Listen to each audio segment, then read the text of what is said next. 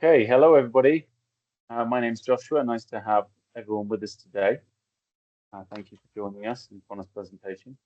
Just before we get started, it'd be really nice to know who's in the room with us. So I'd like to go around and invite everybody to quickly open their microphone and their camera if they can, and begin with their name, where they're calling us from, and why they've decided to join us on the presentation today.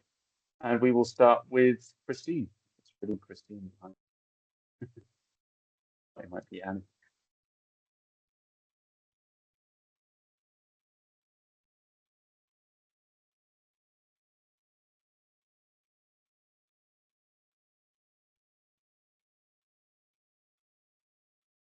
You're speaking, I can't hear you.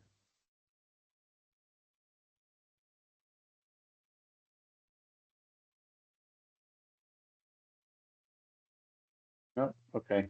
Well, for the moment, then we'll move on to the next person. Fadi and Delani, pronounced right. Some symbols which says no camera, no microphone, so I don't know. Alan. Okay. Maybe this day Fadi and Delani, are you able to open your camera and mic at this point?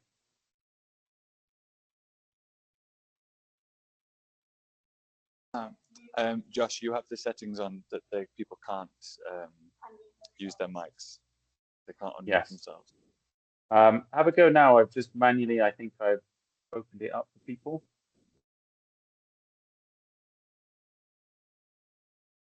You have one more go. If not, sorry.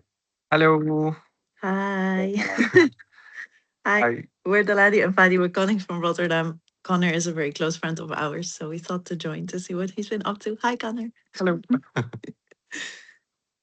Nice. Thank you so much. Thanks for good to have you here. We will go to Sarah Kennedy next. Hi. Also a friend of Conor's, and yeah, calling from Ireland, along with Buttons, who's listening. Okay. Nice. Thanks for joining us. And Anna. Hi, I cannot put my camera on. I'm sorry. I don't know why. But yeah, my name is Anna. I'm from Belgium, and I will be doing my internship at El Terreno in February. So I just wanted to have a bit, yeah, to look what you guys are doing here. So Great to have you with us, Anna. Thanks for joining us today. thank you. Lovely. Okay. So I will run this. I'm just going to do a very brief introduction because we will be taking this recording and we'll be putting it online afterwards for those who couldn't join us today. And then I will be passing it over to Conor for his presentation. At the end, there'll be an opportunity for questions and answers. You can write them in the chat or the Q&A section if you like. Even better if you're willing to open your camera and your microphone and ask directly to Conor. Usually this runs no more than an hour, and we'll get started. Just one more person joining us on the call right now.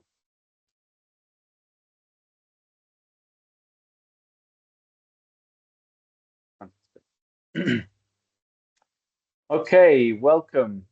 Good morning, afternoon, evening, wherever you are in the world watching this. My name is Joshua. I'm the founder and director of the El Terreno Cultural Exchange Center here in the Ecuadorian Andes. Today, we have another internship presentation, this time from Conor. I was really excited when I first met you, Conor, which was a long time ago now, when I think we first had our call, maybe nearly a year ago. But I've had a lot of anticipation of your build-up to your arrival and what you've been able to achieve regarding education and didactic materials has been a really rich and productive experience. And I know you're going to explain all of the needs and the necessities behind the rural indigenous communities that really need this kind of work in order to improve the quality of life and the opportunities for young people. So I think you can say it much better than I can. So Conor, over to you. Take it away. Thank you. Yes, hello everybody. Thank you for everyone who was able to join. I'm really excited to share with you what it is that we've been working on for the last 2 months, because we've done some incredible things and we have worked with some incredible people as well. So I'm just really proud, I think, also to share what it is that we've done. Give me 2 awkward minutes while I remember exactly who to share this without showing you my notes. I don't have notes. Everything is in my head. It's not true. Wait a second.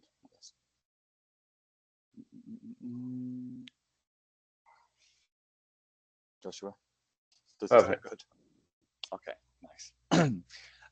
So yeah, excited to share with you my project, and we decided to call it Learning Through Doing. So this is supporting language teachers in bilingual schools, indeed in rural Ecuador. This project has been for the last 2 months, for the last 8 weeks, and before we jump into exactly what the project was, I'm going to give you a little introduction into me, although I'm pretty sure everyone here already knows. So my name is Conor. By trades, I am an English language teacher. I've spent the last 8 years teaching across China, the Netherlands, and Ecuador. I was really drawn to this internship and to come to Ecuador because in my current role where I live in the Netherlands, there is a side of my job, a part of my job that I'm not particularly good at. I didn't think was very well developed, and I really wanted the opportunity to come to learn how to do it and to practice that in a field that I'm really interested in and in a subject topic that I'm really interested in, which is languages, linguistics, particularly endangered languages and indigenous languages like Quechua. Was also a really interesting draw for me to come here and try this. And what the project has turned into, I think, was a really interesting and still very creative project. And even if it changed from what originally the idea was, I think it actually it's incredibly meaningful, and yeah, I'm excited to share with you. So I renamed the agenda slide housekeeping because I'm sweeping the floor. So a bit of housekeeping. In this meeting, in this presentation, we're going to cover. We're going to take a quick look at what came before me. So what was already here, the work that had already been done before I arrived, and how that kind of bleeds into my project, and how that also really already cemented quite a lot of the work that we were going to be doing. I'm going to walk you through the context gathering, defining the problem, collaboration that happened during the project, the solution delivery, and for the future as well. What can further interns do, and what other projects could possibly further the work that came before me, and also the work that I've managed to do as well while I'm here. So, what came before me? I can't see our speaking notes. I came to El Terreno to take part in the anthropology internship, looking at how we can help preserve and promote the indigenous language of Quechua. In these communities around where El Terreno is, there are a lot of challenges with migration, and there's a lot of challenges for people to be able to access or to have the opportunity to access education, particularly for those families who have had family members who've migrated, and now they despite being young, have to still stay and look after their siblings, or they have lots of responsibilities at home. Also, kind of structurally in Ecuador, there is an inequality between towards indigenous people, and there is still a struggle for indigenous people to really be seen. And because of Ecuador's history, there is also now there's a negative view, I would say, for the indigenous identity. It's not something that is the first source of pride for a lot of people. So when it comes to looking at language, especially in Quechua, there are already a lot of considerations to make. It's not simply just going in there and creating a really cool language program, but it's also to do with identity. How do people view themselves? And if they are speakers of Quechua, how does that place them in society? So I really came to an Ecuador that is extremely complex. And despite knowing this going in, there was still so much that I actually learned while I was here about this, and that really informs the project as well. And with all this in mind, when I arrived, it was still very much, we still had to figure out exactly what it was, I think, or exactly where I was going to be able to offer the most help and to have the most impact. But after arriving and having understood the context of the anthropology research that came before me, it was clear kind of, the route my internship would take. And that research was done by an intern called Vies. Before my internship, Vies had spent 10 months here working to reduce the rates of school dropouts in schools in the communities around El Terreno. And from her research, it was clear that a contributing factor to school dropouts was how relevant the students believed their learning to be, specifically languages. And like I said, when it comes to identity and things like this, but also at the same time, if your life is really about the responsibilities you have at home, there's way too much in your head to then be able to really dedicate your time to learning a subject that actually doesn't even feel relevant to you in your life. So that's also another complexity in there as well. But it was also very clear from the research that there was work to be done in making languages relevant and exciting for the students. And like I said, this is also really linked to identity and an absence of strong pride in Indigenous identity.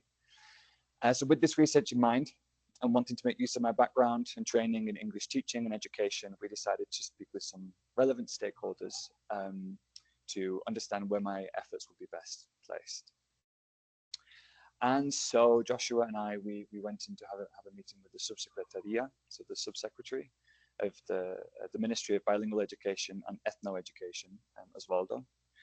And Osvaldo was really excited about the fact that my background was in English teaching, and expressed that really across the board, language teachers of both English and Quechua needed support, and not just in their lessons, not just for the students or passing exams, but they actually needed support in their capacity as educators, and support in their knowledge as well. So there was already really a very, very loud buzz of opportunity working within language. And so what me and Joshua started to do was to define the problem. So we had all this research that we'd had from Vies. We knew from the Ministry of Bilingual Education that there was support that was needed, and we already had some ideas of where this help could be best placed. So what I decided to do was to understand really more about the situation here in terms of languages, and for that I needed information. I decided that I would have 3 sources of information. The first one would be student experience, and I would gather this via questionnaires.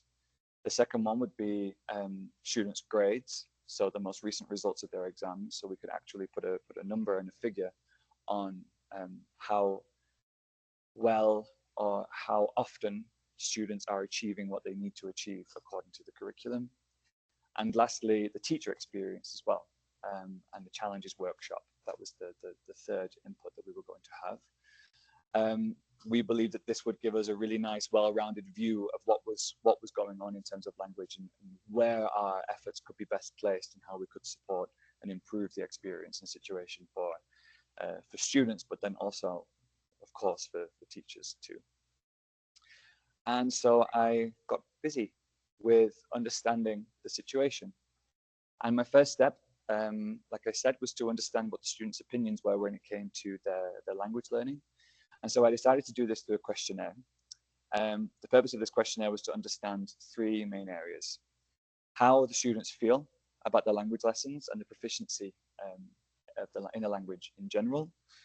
Second, what the students enjoy most about their classes, teachers, and experience. You know, as they say, if it ain't broke, don't fix it. So it's what works well, and what are we able to use and build on, and not lose in this process of trying to make things better.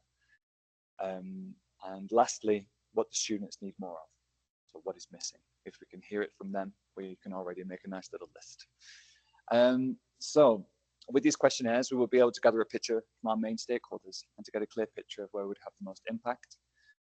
Vise had conducted questionnaires before on the student experience in general, and in her presentation, she had expressed that the approach to the questionnaires might not have been the most effective, and they were pulling very similar results before and after.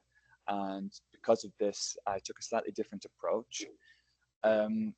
What I tried was, when asking students to expand on their opinions, I asked them to think figuratively. So using their surroundings as a measure of how they view their language lessons, and how they view themselves in terms of confidence and ability.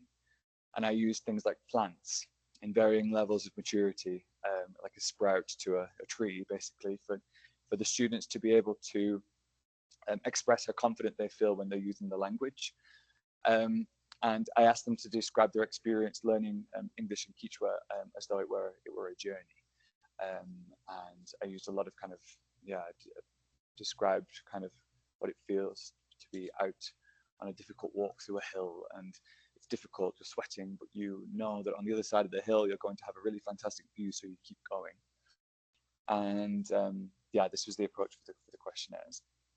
My reasoning for doing this was just to try to get the students to use language and experiences that they're familiar with, and so that they're able to feel they can expand on points perhaps in a way that they maybe couldn't in the first questionnaires. Still, I think, as well as trying, it was still a struggle, I think, for the students with this question particularly. We did get a few questions on, what exactly is it that you want me to say here? What I'm not getting the reference between, journey and language learning. So it was something that we tried, but ultimately it didn't really achieve the burst in creativity on the answers that I hoped that it would have had. After receiving the questionnaires and knowing more about what the students feel, I was able to pull qualitative and quantitative data, and which gave us a good picture of how students felt across both languages, because the questionnaires were for Quechua and they were also for English.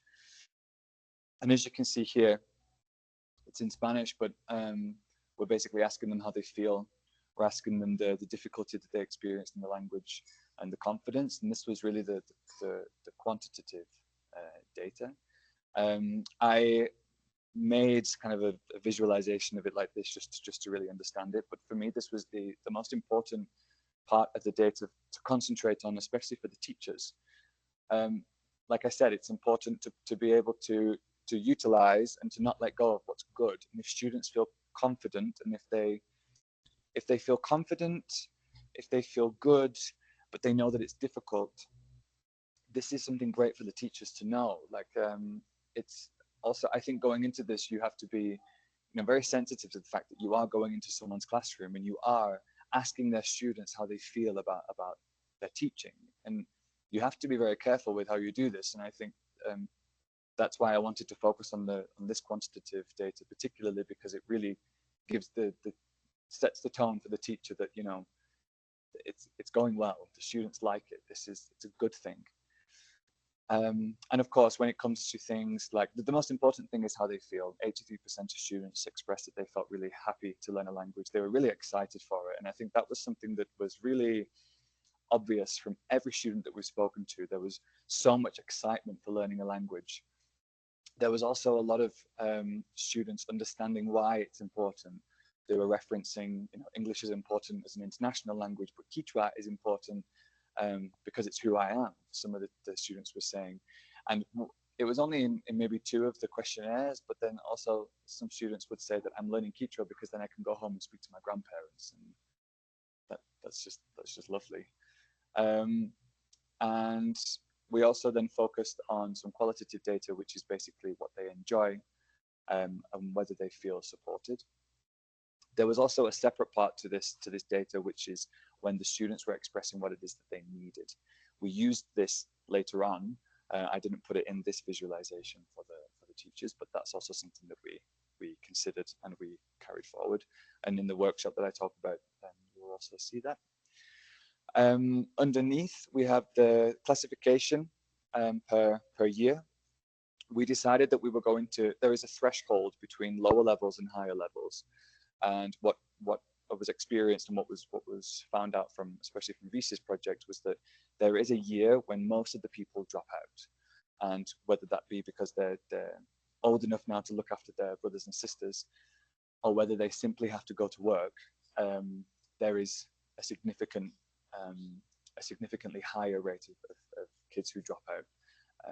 In the first year, it's called, I never really know how to say it in Spanish, but bachillerato, something like this. But yeah, so we focused basically on these classes. We wanted to understand how is this difficulty in age and difficulty in situation reflected in the grades. And so I decided to work with the school that Vis worked with, which is the school in Cochabamba. And I spoke with the director of the school, and he gave me the grades for the entire school, which was a big, heavy book, very overwhelming, but it was fantastic because we were able to see a fully clear picture of how well the students are performing in relation to other subjects, in relation to years that they are in. And it really did. It really gave us a fantastic picture. And you can see here in the top right picture, this is how the different languages were labeled. So you just have Inglés, and then you have the lengua y literatura de la nacionalidad. So that is the language of the your identity, the national language, basically. And these are bilingual schools, so it's also good to mention that Quechua is not reflected, or it's not considered a foreign language, of course. It's considered the national language, and so they don't just have dedicated Quechua language lessons, but they have subjects across the board taught in Quechua. So they will have science lessons in Quechua, for example. And then you also see it here as well on the left, the English scores, and you see the language, the national language as well, Quechua. And excuse me, it's also possible to see here that when it comes to language and literacy, mathematics, sciences, the scores are relatively good. And then you see here for English, for example, that we have a significant drop. And this was something that was reflected in really in that threshold year when a lot of students would actually leave, which of course made a lot of sense. So what I did was I pulled all this information together and I compared it against the national average. And here in the bottom right picture, this is the averages of all the scores for all the years in Quechua and in English. IN is for English. And this, we were also able to see that while, for example, in the third year, in the last year, that the score is relatively high, it is actually still relatively low based on the national average. So there was still a lot of work to be done, and there was a significant dip in language proficiency and proficiency relating to the curriculum and what they have to be able to do when they are taking their exams. Our third and final information gathering activity was the workshop that we had with teachers. The aim of this workshop was to understand and prioritize the main problems that Quechua and English teachers face in language teaching. Now that we know the experiences from the students, we know the grades that reflect how well they can use this language. Now we want to speak to the teachers and to really understand, what is the shared experience. There is also a really important Quechua value, Quechua indigenous principle, which is to all about sharing experiences and taking the time to listen to what people have to say, whether it's difficult to hear or not. It's about honesty and it's about being open. And I will say that one of the most fabulous things, and anybody who is thinking of coming and doing an internship here, one of the things you will experience is how open and kind and willing to share their experiences people here in Ecuador are. And I really, that was 70% of that was almost 100% of the workshop was just the fact that the teachers were there and sharing and open. And I think really saw this as an opportunity to give their opinion. So there was 25 teachers across the canton that took part. It was a 4-hour-ish workshop, and the focus was highlighting problems and mapping solutions. During the workshop, the 25 teachers, they took part in various activities. With Joshua beforehand, we'd taken a look at the kind of the double diamond approach, which is, you know, when you start with a problem, or you start with a question, you look for all the possible challenges, and then you start to focus on what a possible solution could be, or you start to look at an area that could be developed. You think of all the possible ways you could develop it, and then you choose one way that will stick. And we started with a brief look at the questionnaire and the exam results. So the board that you saw before with the different qualitative and quantitative data on there, that was the board that we started with, and with the grades as well. And we just basically offered the teachers an overview of what we'd discovered from the schools. And yeah, we were kind of laying the foundation for why we are here. But I will also say there was never any context that the teachers needed. The teachers were just happy to have this conversation. You know, it was almost like we know why we're here. Let's just get on with, you know, fixing these challenges, which was also really exciting. And through these activities, we gathered insights into what they're facing day to day. We asked them to walk through what a typical day looks like, and then we asked them to rate, or to kind of put on a scale of which parts of those days are the easiest and which parts of those days are the most difficult. And then why are they difficult? Is it because you need resources but the printer doesn't work? And the printer doesn't work because there's never any ink, or there's never any paper, or you want to design a lesson but you can't because we just have photocopied sheets for this lesson, so we just have to, you know, sit and do this activity. And yeah, we took these challenges, and then we asked teachers to think of possible ways to improve them. But it wasn't, you know, like, here is the problem, how would you like to fix it? It was more of, you know, what would you like it to be? What would you like your experience as a teacher to be? You know, how might we promote conversation in a class? You know, or how might we work to make this situation better? And from that, we came up with some solutions. There were some solutions that were come up with, and we had many. And we had all the teachers. We had one person from each group stand up and deliver their solutions. And of course, there were some fabulous ones. And I think a really interesting thing was that there were a lot of similar ones. Grouped together, these kind of clusters of solutions. So we really had a good idea of, like, you know, this is something very, very loud that we have to listen to. And these solutions, they were placed on an impact versus effort matrix. And we did this to determine which would have the most impact, of course, on the teachers and students without requiring too much effort.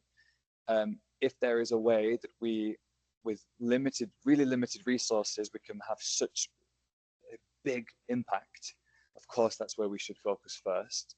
And yeah, this culminated in a small group of different solutions, as you can see here, the picture with my hand. And before they left, we voted. So in the picture with all the sticky notes, you see all these kind of marks and crosses and dots on the paper, and that's because we told the teachers, you know, okay, so here we have these clusters of solutions that are on the part of the matrix that makes sense, with, you know, the least amount of effort but the most impact. Vote on the ones that you think would be the most valuable. We then communicated to the teachers that, you know, our job then is to look at the weeks that I have here, the resources we have available to us, and how we can not just start something that then continue, but to actually offer something tangible to the teachers. And I expressed to Joshua that that's something that's really important for me, is that I can really leave something behind. And so from the workshop, yeah, there were several solutions that I had to look at that received the most votes. And focusing on the solutions that would have the most impact and require the least effort, we had the following. It is translated there into English, but I will read it anyway. One of the biggest ones was the exchanges between students and, it says foreigners, but really kind of native English speakers they're kind of referring to. The second one was a manual on how to use didactic materials in various forms. There was micro learnings developed in Quechua and English, and there was practices on, where is the English for this one? But yeah, practices and kind of teachings, trainings with native speakers, with people who speak the target language as a first language. The really cool thing that we were already able to give them at the end of the workshop was that we have a fabulous English teacher who works for El Terreno. Her name is Sandra. She will come up also later on because we collaborated together on this. And she has an English course. She has English classes, and of course was more than happy to have the teachers join that class and to already start to improve their language skills. And I will also say, again, a testament to how open the people here are, and especially the educators, is this is something that really came from them, that they need this support. They want to learn more about the subject that they're teaching. And it was, really, really clear that was a big thing that the teachers wanted. And it was nice for us to be able to say, we have this available to you as well.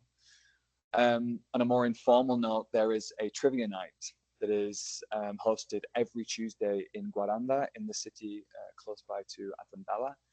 And it is an exchange. It's set up by the Peace Corps, and people are able to go there and practice. It's mostly English. The quiz is in English. There have been opportunities. Last trivia night, for example, most of the table spoke Spanish, so we decided to speak Spanish for the night, and it was also a great opportunity for me to practice. So we were able to offer this to the teachers as well as a kind of quick fix. In the meantime, while we're busy with the big thing, here are some really useful things to get your teeth stuck into. And indeed, so what I decided to do was focus on. I put together a solution proposal. The slide is in Spanish, but I can explain it in English. Is one of the most recurring solutions that was suggested was didactic resources, help with didactics. And what didactics is, it's basically the how knowledge is transferred from one person to another. Didactic tools are tools, objects, materials that promote that transfer of knowledge. And when you have a lecturer who's standing in front of a classroom speaking to the students, that's didactics. We're speaking words and you're listening to them. Or it could be using a ball. I ask you a question, I throw the ball to you, you answer the question, you throw the ball to somebody else. That's a didactic tool. It's an object that we use for learning. And this is what came up most that the teachers really wanted. So I weighed up the reality of kind of actualizing the solutions with the time that I have at El Terreno and the resources available to me, as well as what would have the most tangible impact. And I came to the conclusion that it would be a manual to use didactic materials, but also a didactic toolbox. So I called it toolkit and toolbox, but it's basically a box of fun things to use in a lesson and how we can use these things to promote language learning, interactivity, to get kids to communicate, etc. So that was what we fixed on. So yeah, this was also supported with how many different variations of the same solution we had on the board. Each with a number of votes, and it led me to believe that this solution would be the most impactful, even if time wasn't a factor. And this is supported by what the students had expressed in their surveys, and it was also, it was the solution that I settled on with everything that had been said. So I put together a proposal, and I gave a presentation to the subsecretaria, the subsecretary, and to basically get their sign off. And I had. I did. I got their sign off. It was a very well received, the project, and we were really excited about it. And so the next step, it's a cultural exchange center. So we don't just come here, and do and hope that it lands and hope that it helps, but instead we're here to learn from people who are here and doing it well, and how we can already use the knowledge that's here, keep it here, and develop something for here. So for this reason, I collaborated with two fantastic people, both educators, but in different ways. We had Sandra. Sandra is the teacher that I mentioned before, who has the English course already, working with El Terreno. And she's also a teacher at a school, so she is basically a curriculum expert. She's a user of the curriculum. She's someone who would not only have insights into what doesn't work and what needs to be improved, but she's also someone who would then benefit from this. And Camilla. Camilla is an educator at the Yaku Water Museum in Quito. The Yaku Water Museum, they are really known for their interactive teaching. They have some fabulous, fabulous ways to impart wisdom, pretty much, on water conservation, but also indigenous practices and how important it is to take care of the environment that you're in. And yeah, it was fabulous, but that's in the next slide. And so, yes, my intention with this collaboration was to understand exactly what the students have to learn, what level of proficiency is expected of them. And then with the Yaku Water Museum, observing Camilla, I observed her utilizing didactic materials, getting inspiration as to how dynamic they can be and how we can apply these in language classes. It was also very interesting for me as a Westerner. You go into a classroom and you don't see computers, you don't see a projector, you don't see any tech, and instantly you think to yourself, this is why the teachers need support, because there's no computers, there's no tech.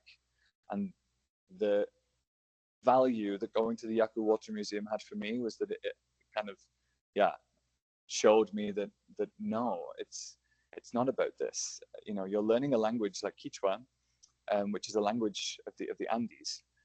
And I don't know, you can't see what I'm looking at right now, but this is one of the most beautiful views with every sort of landscape possible. And, we should be utilizing the outside first. We should be utilizing materials, tangible things you can touch. And that was the value of going to the Yaku Water Museum. And so when I met with Sandra, I received lots of materials, resources around around teaching and the curriculum as well. So what they have, what they can use, the resources and materials they can use in the class, the curriculum, so what the students have to be able to do.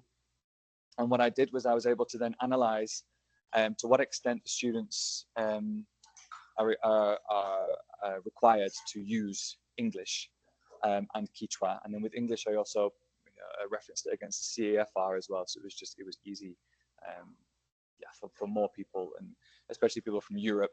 The CAFR is the European framework for languages. So interns that come from Europe, they're able to then also understand what level we're talking about here. I then also compared the survey results of the students' questionnaires and the grades, also with the outcome of the workshop with the teachers. And I kind of bundled all that together, analyzed it, and basically pulled out some. The analysis from this was what you can see here, the screenshot, which is analysis of the implementation of the curriculum in English. And I did it with English because I had the English curriculum. And basically this was a state of things, how things are already being done, and exactly what didactic resources, where the didactic resources should be placed in the language lessons, and how that relates to the curriculum, so that whatever is there that works is there, whatever is not there, that's what we are supporting, and that's what we're kind of plugging in with new things. And so I did that with Sandra. And then observing Camilla, I was told sounds like a 90s TV show, but when I went to the Yaku Water Museum, I was observing Camilla giving a guided tour using the didactic materials. And I was interested to see how with just a few tools, she brought the learning to life. and told a story in a way that connected the visitors to the importance of their story and their land. And then spoke about the importance of conserving traditions, which typically, if this subject had been approached in a more traditional method, the visitors, and especially the young children, they might have been less engaged and just being talked to. But after the observation, Camilla and I spoke about the didactic tools that she uses in the lessons, and we spoke about the purpose of them. And really, the simplest tools can make a big difference. And in the classroom, engaging kinesthetic learners and bringing information to the hands of the visitors through games, and even a tug of war. They took part in a tug of war that we won, and I like to think it was because of me. It wasn't. What I found most interesting was the play area, in which they teach children from infants to the age of 7 about water management.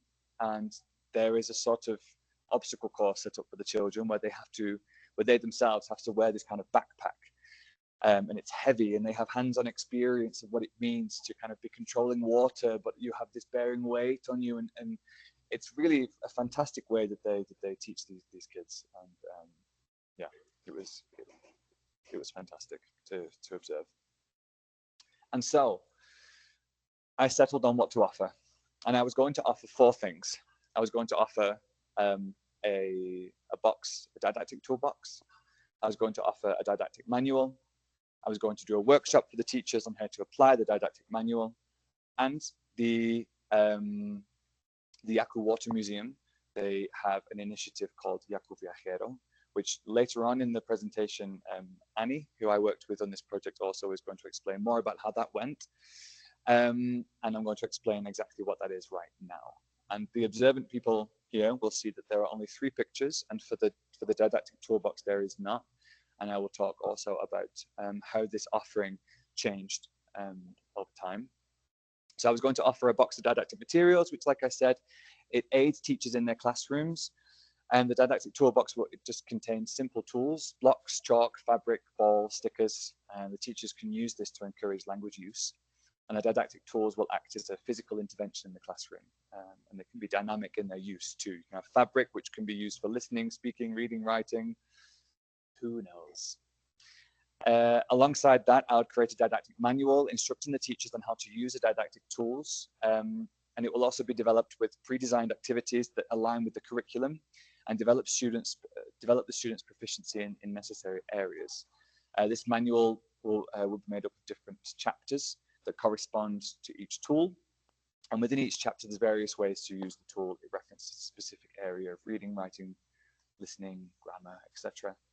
And it also, the really cool thing about the manual was that it also included a framework, so the teachers can build their own activities actually, and know what to look for when they're building their own interactive activities. There was also lesson templates for like lesson plans for the teachers to fill in, and yeah, they could kind of choose one of the activities and then incorporate it into a wider lesson. But rather than just give them this and wish them good luck, what I decided to also do was to deliver a didactic workshop. So when they would receive the box and the manual, and then in this workshop, the teachers will be the students. The didactic tools will be modeled in various activities, demonstrating their use. And in the workshop, the teachers would team up to create an activity using these tools and then run that activity on their colleagues. Kind of with learning objectives, and then they would analyze it and reflect. But they were going to be, the kids. They're going to be the students, basically. And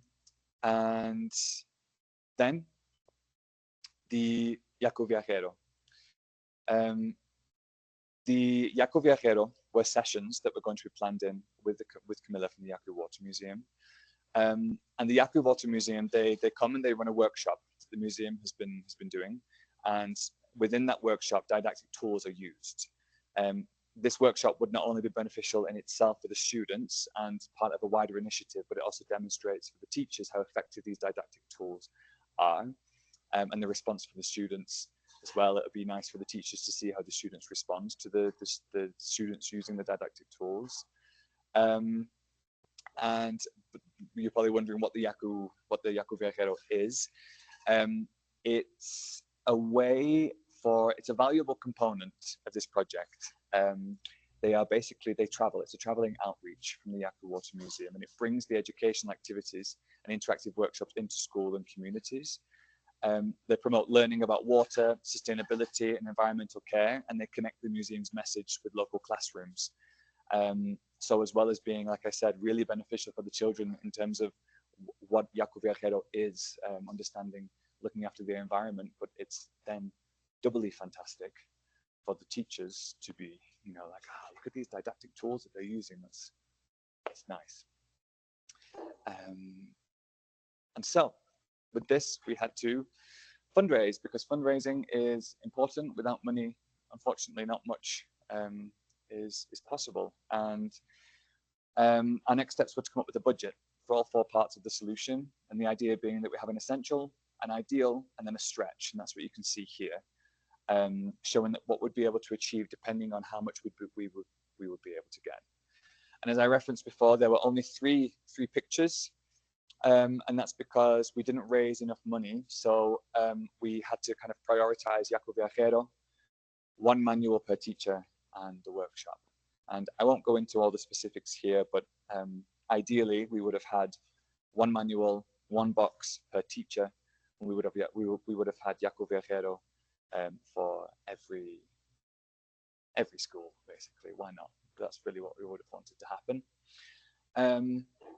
So what we did was we prioritized, like I said, the manual, 1 for every teacher. We prioritized the workshop, and we prioritized getting Yaku Viajero here and finding a place that would be very meaningful for them to come and do the workshop with the time that they had. And yes. So now I'm going to quickly just go through developing these components, developing the parts that we were able to develop, and what that looked like. And basically, so the implementation of my solution, it had those 3 parts. So the first one was a didactic manual. And when I created it, I used the analysis mentioned in the collaboration with Sandra to create a 26-page manual. It was split up into different chapters. And these were all objects from the box, from the toolkit. So they were all these different objects you could use. Those were the chapters. Like here you see, this is activity 3. And maybe it's in the chapter for chalk, using chalk in the classroom, etc. And yes, what I also included, like I said, was the framework, so they could build their own activities, and a lesson plan so that they could incorporate the activities into a wider lesson. And once I'd chosen the structure, drafted the outline, I drafted the content as well. I validated those ideas, and I fleshed out the content using AI, and then I went through it myself, and I edited and I adjusted, and I created the manual this way.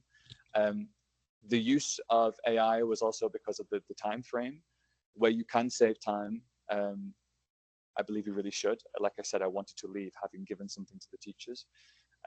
So it was important to shave off a lot of time by being able to validate my ideas like this.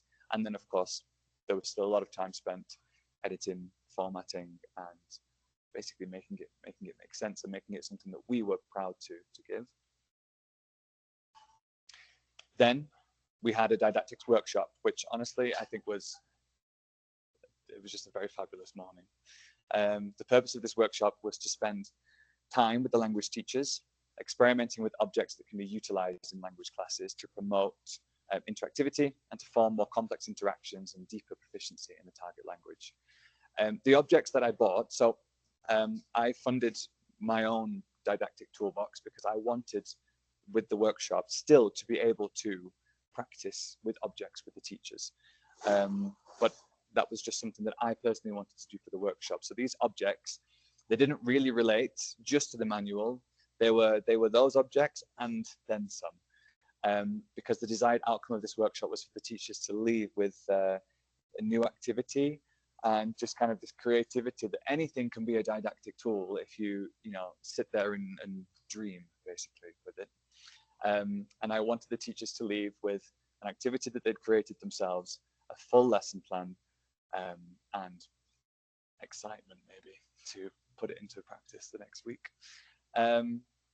And yeah, 36 educators, 4-hour workshop, delivered in Spanish, which I am actually very proud of because the first workshop, I couldn't do that. And then there were seven tables of activities. You can see them here. And there was different different games that the teachers could play, etc. And during the workshop, the teachers, they took part in various activities with these objects, like I said. And we also then had a pachamesa, which is basically a potluck lunch. So everyone brings something and then you eat. And it was a great day. I have some great videos later on of the teachers laughing and just having fun with it. And this was, I think, what one of the most memorable things for me was that when they were doing the lesson plan activity, it was silent, because all the teachers were like looking through the manuals, they were referencing the curriculum, they were writing things down, they were thinking, they were asking questions, and it was just really like it felt very, very creative, and it was nice. It was being used, and I was just really happy to see that. We also got some feedback from the workshop, which we won't spend too much time on, but it's of course fantastic to know what the teachers felt. And that was that 5 or 100% rated them 4 or higher, 90% rated it excellent. They expressed that they found the didactic materials most useful, but also the methodology and techniques they found useful too. And when it comes to suggested improvements, more time and depth as well, definitely. More time, it's very difficult to get people together for a long time, but this is something that really should be regular. And yeah, so really that top thing that people were suggesting would be something that would be solved or responded to. And then they identified some future needs. These come up in a couple more, in a few slides when we are looking also at the future. But yeah, that was the workshop that we delivered. After the workshop, like I said, we also delivered them the didactic manual, and so they had this opportunity to practice. They had the manual and they had lesson plans to go and try next week. And the last thing we did was the Yaco Viajero, as mentioned. And for this part, Annie and I, who you're going to hear from in a second, we collaborated in fixing most of the logistics for the Yaco Viajero team to come. And of course, thank you, Annie, so much for all your help. It was a piece of the puzzle of the solution we were offering. It was vital, but this also coincided with Annie's personal goals of being here out today now. And so this part of the project was mostly run by her. And yeah, as part of our didactic solution, the donations we collected, as you saw before, there's about $150, and this went to the Yaco Viajero. Unfortunately, there was some confusion with logistics, etc., and we found out too late that a lot of the schools, they had exams that day, so it wasn't possible for the team to come on the original 3 days that we planned. So it was a shorter time. They could only come for 2. And so, yeah, with some help from the ministry, Annie, Joshua, we were able to receive the Yaco Viajero team. They actually just left quite recently. And we found 2 schools that we could host a workshop for. And I'd like to invite Annie to share the experiences of what those days looked like and what the use of didactics looked like here, while you look at these lovely pictures. Beautiful. Thank you so much, Conor. Can you hear me okay? Yes.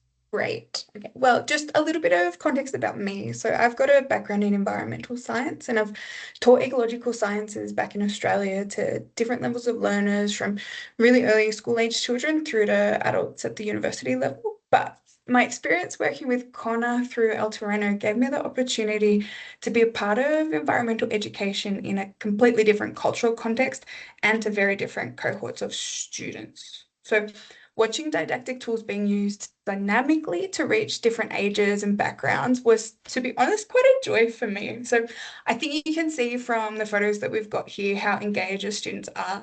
And for me, seeing the core message of care for the environment be delivered in a way that was really captivating, it was significant to me both as an educator and an ecologist, and even more when I think about the fact that in the context of where these children are growing up, environmental degradation is really something that's occurred quite a lot and continues to happen. So the flow on of health and social consequences that happens as a result means it's all the more important that we have an opportunity for educators to be delivering environmental messages to these kids. So basically what a typical kind of session would look like is the children would arrive and the educators would be responding very kind of dynamically to those exact students, whether they were engaged already or whether they needed a little bit of kind of encouragement to participate, and responding to the knowledge that they already may have had about their environment and about water systems and ecology like this, to be able to provide a kind of higher level understanding. But they were able to do it through play in such a way that I think for the most part the kids weren't necessarily consciously aware of the learning and the messaging that they were receiving.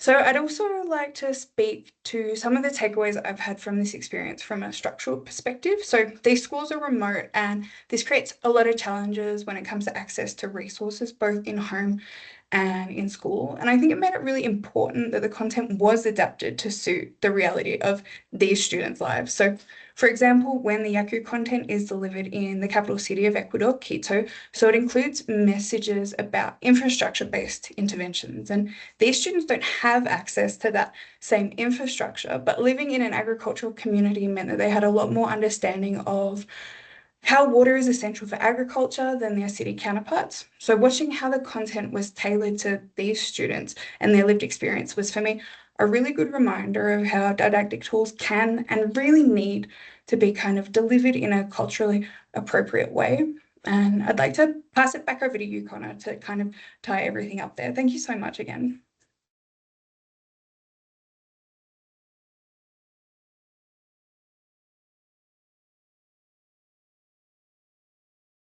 You're on mute there, Conor, I think. Oh, I can't hear you.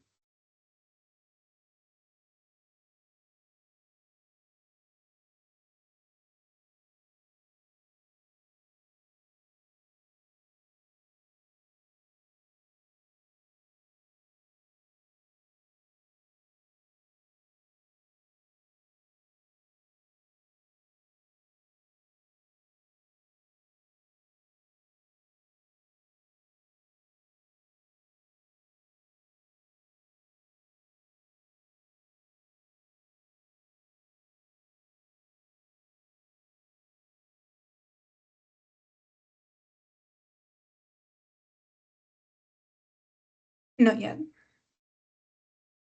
No.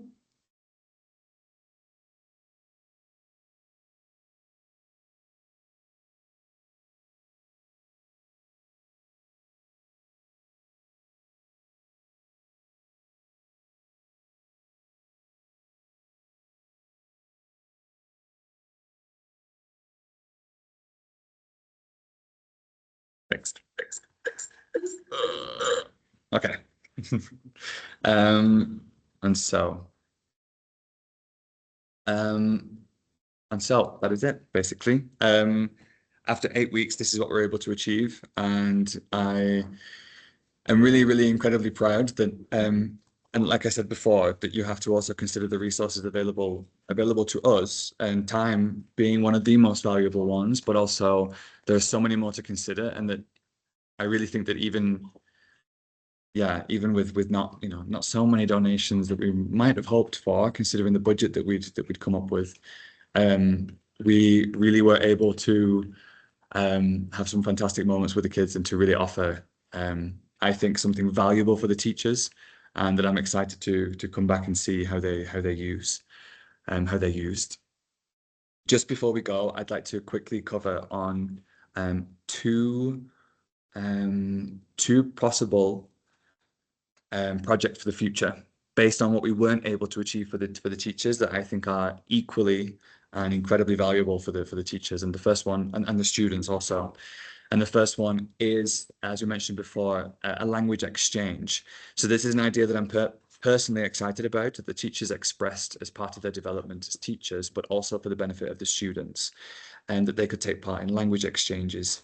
And the idea could possibly consist of partnering with a university in Ecuador, perhaps in Quito, Guayaquil, which have students, which have a strong English department, or perhaps a teaching department, to pair students and teachers together, where they can then practice their English. And I believe this would foster an environment where students in the communities are not intimidated by speaking to, you know, people in the US or the UK, and different time zones as well could also really complicate this. But they speak and practice English with people who are like them, and who, yeah, have maybe come from places like them, and now they are in university and they're studying, and they're, yeah, I think it's a really, really great thing for the kids. But indeed, one possible hurdle for that could be the access to technology. Not all the schools have reliable access to the internet, etc. And also hosting online webcams, the maintenance could be quite a stretch, and that should have to be considered as well first before that project could get going, really. And the last one, dedicated training programs in the target language. And also at a teaching capacity as well. So one of the main struggles and comments from teachers was the lack of relevant, continued and dedicated learning opportunities. One of the solutions and also issues that continuously arose was that some teachers, they felt a bit abandoned in terms of training and development. They just didn't have it and didn't have access to it. And we heard that a lot. And a future intern could perhaps develop and execute an English program, or a teacher training program over a few months, and even just create one that other interns could then come in and contribute to, which would be extremely valuable, I believe. And I will wrap up by saying thank you. The pictures here, I think what I'm really thankful for, which first of all is the people, especially in the community in Guaranda, is the people in Ecuador. I cannot express and tell you enough how glorious, how fabulous it was to sit and learn from people here, how open they are, and how much I've learned about my attitude to being a teacher, and also everyone at El Terreno as well, for, yeah, everyone even just being quiet right now while you have this presentation. It's everyone's so kind and working with you. The views, Chimborazo, I'm very thankful for also, which I'm looking at right now, and every morning it helps to really clear the mind, maybe bring some inspiration. Also for the food in Guaranda, and the person who would make chicken at this stall it was great chicken, and I'm very thankful for him as well. And the animals who were here, Zorro, who is under the table, I think. And also there are two cats, but you can never get a picture of Frankie. So this is Mr. Gray instead, who helped us by guarding our notes. And with that, I'm done. Thank you very much. Fantastic. Congratulations, Conor. Great presentation. I think from the moment, as I said before, before you came, and actually I remember saying to Karina, I think after we had our first meeting, I was like, I've got a really good feeling about what this guy can accomplish in the time that we have here. And you have met and exceeded all of those expectations. We don't have as many people to come and work explicitly on education as we'd like, but I really hope that you paving the way for this with, as what I said, is a really rich and meaningful and impactful project will inspire other people to come and engage as well. So thank you so much for all of that hard work. So we're going to open up to some questions and answers now. If anybody has a question, it'd be great if you could raise your hand, and when I call you out, you can ask away and open your camera and your mic while people get set up with anything there. I've got a question of my own.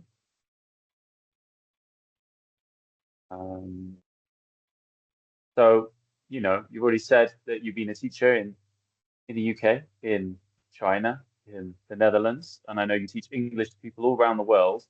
For those who might be coming to Ecuador, what would you say the cultural nuances are, and what should people bear in mind when they want to work in these communities?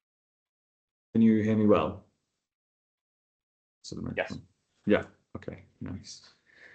Yeah, I would say one of the stark, or one of the extremely crucial things to understand when I first arrived was the situation for Indigenous people in Ecuador. I think it is a very complex subject, but it is something that's important to talk about.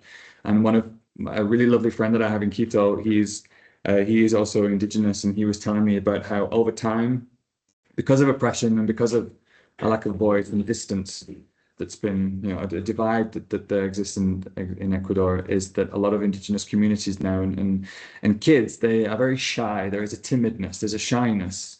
And of course, that comes with being a child, that comes with being a teenager, but it's also, it is I think, a learned behavior. And I think that has to be something that is also considered for the didactic manual, for example.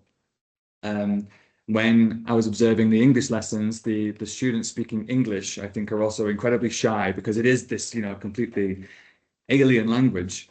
But then in the Quechua lessons, there is more of a familiarity there. So I think there's a lot less shyness maybe in these lessons. So I'd say the biggest takeaway is to really know that however you feel students are in your experience, it's not the same here. There's a lot of confidence issues. There's a lot of shyness to bring out, and especially in rural schools, in rural communities. And like I said, also another important thing I think would be to make the language relevant. You know, you can't just come in and do a lesson on, you know, posting pictures on Instagram, or, you know, to read an article from Vogue. It's more, you know, to create a lesson and to create learning around things that are important to these students, you know, and that's where they live, that's their family, that's their life. And so, yeah, it's that's also a really important part. Understanding teaching here. Thank you very much. What were the biggest, or was the biggest challenge that you faced, and how did you overcome it? Yeah. To be honest, it was not being able to offer the solution that we really wanted to offer. And like I said, maybe it's dreaming big, but I don't care. It's, you know, one didactic toolbox, one manual for each teacher in every school across the canton. Yaco Viajero for all the children, even in these small communities. You know, there are schools with 5 children in, and to be able to even combine and have one Yaco Viajero for a group of schools would have been fantastic. And we were able to overcome, I think, the lack of that kind of drawback by really persevering and just doing the workshop anyway, and doing it in a way that I think was fun, it was useful, it was connected to the manual, and we still managed to get a manual to each teacher, which when I went out and bought the box myself, it was about $10 for all the materials that I wanted to use. And we were still able to communicate that information too, which means, in a way, I hope that we were still able to enable even a portion of the original solution. Yeah, so I would say we were still able. And actually, the feedback from the workshop, I think, is proof that we managed to overcome what we thought was actually quite a yeah, I thought it was just a bit of a disappointing thing to not be able to have this box for every teacher. Thank you for that, Connie. Yes, I know this is something that you really wanted to happen, and I've now posted the fundraising page in the chat if anyone would like to take a look. If they'd like to make a contribution, and it's also out of your hands. You know, you share it through your networks and the people that you reach out to, and it is what it is. But I think, as you said, for all of our projects that we do, it's really important that at the end of it, the people who we're serving, who, as much as they're the beneficiaries, also their participation takes time, often takes resources. And so we feel an obligation and a responsibility to be able to provide something of value.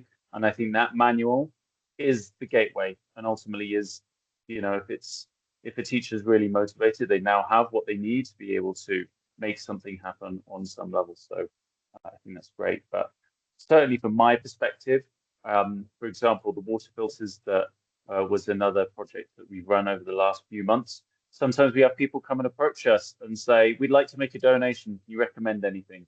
And this is one of those projects that I go, you want to make a donation? How about, you know, this goes towards buying some didactic toolkits to go towards these schools. So you may not have got what you wanted in the moment, but it's there, it's ready to be picked up, or for another intern to run with. So congratulations for that. Definitely. Okay, is there anybody else who would like to jump in so I don't hog all the airtime? Or writing a message in the chat as we speak.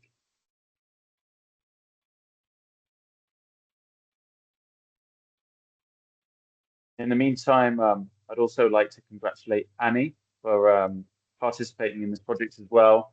It's, you know, Conor has, as was said, Conor has been planning this project for months to come, and Annie called me up, I think, 4 or 5 days before she arrived, and I said, "Why didn't join in with Connor's?" And I think you guys got on really well, and you did a really good job of sitting in this supporting role to be able to give him the support in a way that still enabled Conor to take the lead and make his project everything that he dreamed of making it, while also being a really important support and resource, especially with Jaco Viajero, where there was lots of logistics and back and forth and all of that as well. So I just want to congratulate you for the work that you've done there. How about, Annie, I'd be interested to hear your point of view. You've talked about Jaco Viajero, but in terms of the work that Conor's done, what was your perspective on those activities, and how well do you think it went? Well, I think for me, because I'm coming from a really different background, it was a really interesting opportunity to get a better understanding of the pedagogical theory that kind of underlies didactic tools. And I think the biggest surprise for me, given that I thought that I was difficult to surprise, was participating in the workshops that Conor had, where the teachers were coming here and seeing that a lot of these concepts were really novel and not things that were widely employed in the context of the teachers that we were receiving, at least. And I think for me, that really emphasized how important it is not just to think of didactic tools as objects that are easily accessible, but to understand that you really need to have the framework to understand that there's a completely different application to these tools that actually does need to be taught sometimes, because not every teacher or educator is going to have the ability to think about these things in a really different way. And I think watching Conor be able to distill that to an audience who it was completely new information to, that was a big takeaway for me, that sometimes things that you might think of as obvious are not obvious to everyone, and even more so when you take into account different cultural contexts. Fantastic. Thanks so much. So unless there's any other questions, I think we'll wrap it up there. Conor, I've got to say, usually the type of projects that you've run, I would have expected to go over more like 12 weeks than 8 weeks. You've really, you know, apart from the fact that every time I walk into Kiliko, you seem to be, you know, doing your own individual English classes. Somehow you managed to squeeze this one in as well, which was very impressive. And you've been really productive, proactive, dedicated, and I think you're just a highly skilled educator. And relatively speaking, you're still in the beginning of your career. You've got many years to go. So I'm really excited about what you can build. I'm really pleased about the skills that you were able to bring into this experience. And maybe one final question for me would be, how do you think this experience will inform you going forward as an educator? I long for the day when I can go into a financial office like Robeco in Rotterdam and get every finance person in a suit playing with blocks, throwing balls around, answering questions, asking questions, using chalk, drawing on little black blocks, because what I imagined education to be in terms of being cutting edge and innovative, meaning the platforms you're using or the laptop that you've got, or how kids can quickly utilize technology, that's not cutting edge education. Cutting edge education, I think, has and really has always been and really is creativity and driven by this kind of childlike curiosity. I think that's something that I'm going to take back. The passion that the teachers have for simply teaching, I think, is is really inspiring, and that's what, yeah, I will go back now. Keep. And we do have one question, which we'll make the last one from Cody, who will be joining us next year. How did you find the workload of creating an interactive experience like Jaco Viajero with students? Someone who is looking to do something similar with my research in the future. Thank you and congratulations. Thank you, Kobe. It's important to say that the Jaco Viajero, they do come with a kind of pre-designed workshop. So if your question is more about kind of the content of the Jaco Viajero workshop, that isn't something that we had input in or say over. But what I would say, what I can speak to in terms of incorporating Jaco Viajero into our project was that, especially in a context like Ecuador, there are a lot of logistics and a lot of planning that need to go in. And I would say that the workload is something that should be really considered early on. If that's something that you really wanted to integrate, or if that's something you wanted to use as part of a wider project that you're creating, then really think about and plan the logistics in earlier. But your question is also wanting to do something similar with your research in the interactive experience for Jaco Viajero. And what I would say is, even just watching them, me and Annie was sitting and watching them, and I was thinking, like, because they had the kids running around being the earth, and there was like the water in the middle, and then so they had to protect the water from the sun. And even just this, like, the workload is, I think, sitting and ideating and brainstorming and thinking how you can use bodies and how you can use, you know, the space around you to create an interactive experience. And so I would say, I'm not sure about the workload exactly for creating that, but it would be a very creative one and a really, a really useful activity, I think. Great, thank you. And maybe I would just add, this also, for those doing an internship, depends on what you want your focus to be. Some people come and, like Conor, they want to develop their own facilitation skills, working with communities, and we can support people to do that. And Conor, really, you led the way with a lot of that stuff. Or you can do something which is more of a coordinated approach. How do you bring different partners together to create the result that you want, even if you're not the person who's actually delivering it yourself? So that's as much of a preference, both in terms of what your interests are and to the amount of time and resources that you have available to you. So, a really, really good question. Okay, so I think we will call that a day. Once again, Conor, Annie, thank you for taking this really important, valuable project forward. You've left not only some great huellas, like a legacy for the work that you've done with the kids and the students, but you've also left a pathway for future interns to continue building on this project and the work that's been completed. So a big congratulations, round of applause, and we wish both of you the best going forwards. Thank you very much. And thank you, everyone. If anyone is listening to this and wants to find out more about El Terreno, you can visit our website, www.elterrenoecuador.com. And until next time, thank you everyone for joining us, and we'll see each other again soon. Thank you. Bye-bye.